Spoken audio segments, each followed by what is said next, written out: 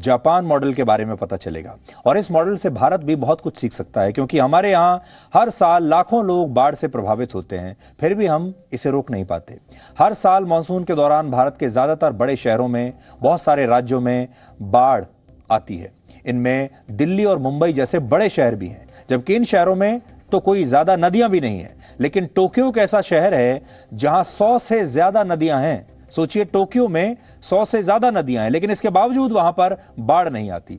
और ऐसा इसलिए है क्योंकि यहां इस तरह की खास टनल्स बनाई गई हैं, सुरंग जैसी चीजें बनाई गई हैं, जहां बारिश का पानी जमा हो जाता है और नदियों का जल स्तर भी खतरनाक स्तर को कभी पार नहीं करता। इसलिए आज आपको टोक्यो से हमारी ये ग्राउंड रिपोर्ट मिस नहीं करनी चाहिए। Thousands have lived without love, not one without water. लोग प्यार के बिना तो जी सकते हैं, लेकिन पानी के बिना नहीं। ये शब्द ब्रिटिश कवि ह्यू ऑर्डन ने लिखे थे और टोक्यो शहर इन्हीं शब्दों के सहारे जीता है। टोक्यो शहर का इतिहास यहाँ बहने वाली दर्जनों नदियों से जुड़ा हुआ है। टोक्यो की सड़कों पर घूमते हुए आप इन नदियों को नहीं देख पाएंगे, क्योंकि ये सारी नदियां अब कंक्रीट के इस जाल के नीचे बह रही हैं, जिनमें लगभग 100 नदियां और नहरें हैं। इन्हीं नदियों का पानी 3 करोड़ 70 लाख की आबादी वाले इस शहर की प्यास बुझाता है।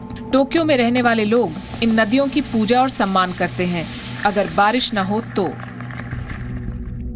लेकिन जब टोक्यो में बारिश होती है तो सब कुछ बदल जाता है। जो नदियां टोक्यो की प्यास बुझाती हैं, वही अपने रास्ते में आने वाली हर चीज को बहा ले जाती हैं। शहर की सकरी गलियां और सड़कें कुछ ही मिनटों में पानी से भर जाती हैं। टोक्यो के निचले इलाके सबसे पहले डूबते हैं। 1950 और 60 के दशक में टोक्यो का यह हिस्सा अक्सर बाढ़ की चपेट में आ जाता था। उस समय यहाँ का ड्रेनेज सिस्टम ज्यादा कारगर नहीं था, इसलिए बारिश की स्थिति में बाढ़ आना लगभग निश्चित था। 1947 में टोक्यो ने टाइफून कैथलीन का सामना किया। उस समय बारिश और तूफान में 1000 से ज्यादा लोगों की मौत हुई और 31,000 लोगों के घर तबाह हो गए। इसके 10 साल बाद फिर एक तूफान आया और टोक्यो ने एक और तबाही देखी।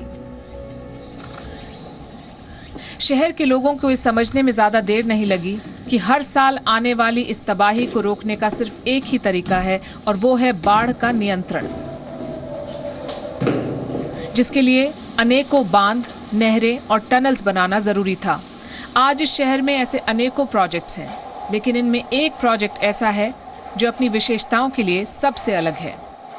We are on the outskirts of Tokyo, and this to my right is the Metropolitan Area Outer Underground Discharge Channel. It's a bit of a mouthful. The locals here call it GCAN, so that's the name we'll stick to. And from the outside it looks like any other discharge facility.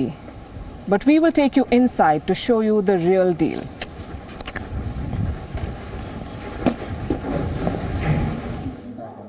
आप यहाँ नीचे मौजूद tunnels, water pump और drainage का model देख सकते हैं। ये वीडियो ये बताता है कि ये सब कैसे काम करते हैं। कुछ देर यहाँ बिताकर हम अब और नीचे की ओर जाएंगे। जैसे जैसे हम नीचे जा रहे थे, हमें कुछ पर्यटक मिले। हैरानी की बात यह है कि बाढ़ नियंत्रण का ये प्रोजेक्ट भी अब पर्यटकों के आकर्षण का केंद्र है। नीचे जाते हुए आपको ऐसा महसूस होगा जैसे आप हॉलीवुड की कोई फिल्म देख रहे हैं। चारों तरफ दीवारों पर अलग अलग निशान और चेतावनियां हैं। जैसे जैसे आप नीचे जाते हैं, तापमान भी गिरता चला जाता है। ये सीढ़ियां आखिर में इस विशाल साइलों में खुलती हैं। लेकिन यहाँ इस समय कुछ गार्ड्स के अलावा और कोई नहीं है। अंडरग्राउंड टनल्स का ये ढांचा बाढ़ के खिलाफ टोक्यो का पहला सुरक्षा कवच है। आपको ये जानकर हैरानी होगी कि ये पूरी सुरंग 6 किलोमीटर लंबी और 78 मीटर चौड़ी है और ये खंबे 500 टन के हैं। इस सुरंग में ऐसे 59 खंबे हैं। प्रत्येक साइलो लगभग 6 करोड़ लीटर पानी स्टोर कर सकता है। No wonder they call it the underground shrine or the underground temple. The pillars do look like the Greek Parthenon, only they're infinite times bigger. The construction for this facility began in 1993. It took 13 years to complete. The cost, $2 billion. And since then, it has been used 121 times. And honestly, it's hard to describe how big this place is. You could fit a space shuttle in here, or the Statue of Liberty. बाढ़ का पानी सबसे पहले इस बड़े tank में जमा होता है, जहां से इस पानी को सुरंगों में भेजा जाता है। अब आपके मन में यह सवाल भी होगा कि ये करोड़ों लीटर पानी इन सुरंगों से जाता कहां है? ये सारा पानी वाटर पंप की मदद से टोक्यो शहर की दूसरी तरफ मौजूद एडो नदी में जाता है। यहाँ ऐसे 4 पंप हैं और हर सेकंड ये पंप 200 टन पानी बाहर निकाल सकते हैं। यानी ओलंपिक्स खेलों के एक स्विमिंग पूल जितना पानी ये पंप सिर्फ 12 सेकंड में खींच सकते हैं। ये सिस्टम काफी महंगा है, लेकिन काफी कारगर भी है। ये हर साल टोक्यो को बाढ़ की तबाही से बचाता है। この施設ができる前の時に降っていた大きい雨の時と、この施設ができた後にできた同規模の雨が降った、事例があるんですけれども、その時でですね、जापान में बाढ़ का खतरा हर साल और बढ़ रहा है। रिसर्च के मुताबिक इस सदी में जापान में बारिश औसतन 10% तक बढ़ जाएगी। ऐसे प्रोजेक्ट्स साइंस फिक्शन मूवी में देखने को मिलते हैं, लेकिन जब जलवायु में तेजी से परिवर्तन हो रहा है तो सवाल उठता है कि क्या ये आधुनिक सुरंगें भी टोक्यो को बाढ़ से बचा पाएंगी? Tokyo has the money, the technology and the resources to build this.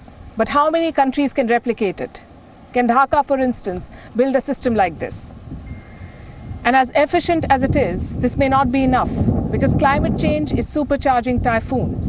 And for Tokyo, that means grave danger to 2.5 million people living in low-lying areas. They've done well so far to tame the wrath of rivers. But climate change might disturb this fragile status quo. एक बात तो साफ है, ऐसी सुरंगें अब काफी नहीं हैं। जापान को जलवायु परिवर्तन को रोकने के लिए भी भारी निवेश करना पड़ेगा। टोक्यो की नदियों ने सैकड़ों वर्षों तक यहाँ के लोगों की प्यास बुझाई है और शहर के विकास में भी अहम योगदान दिया है।